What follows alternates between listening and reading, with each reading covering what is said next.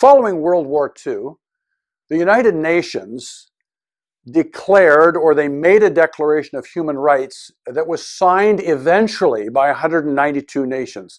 Originally in 1948, there were 48 countries that signed the Declaration of Human Rights, and no one objected to that declaration at the time. And in that declaration, it actually says, affirms everyone's rights to freedom of thought, conscience, and religion. Well, if you can imagine, if you're a country, if there is a country that has signed this document, what incredible opportunity then that the international church can and does utilize around the globe. Let me give you an example. In the country of the United Arab Emirates, for example, there are 5 expatriates, 5 foreigners for every 1 Emirati.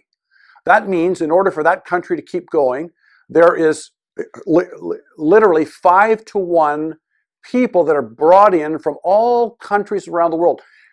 Incidentally, more recently, the Asian countries.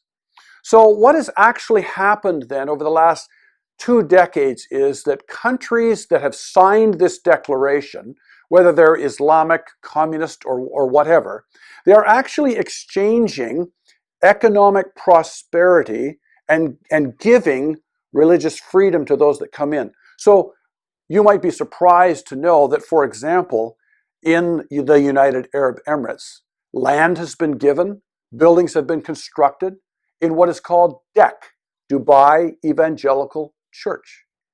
Where we pastored in Kuwait, there is a whole complex, 5 acres, that has been provided for, and on any given Friday, there are 85 services that are offered for over 20,000 people that come every Friday to worship. This United Nations Universal Declaration of Human Rights is a document that is now well over 50 years old and is almost treated as if it's a legal binding document around the globe.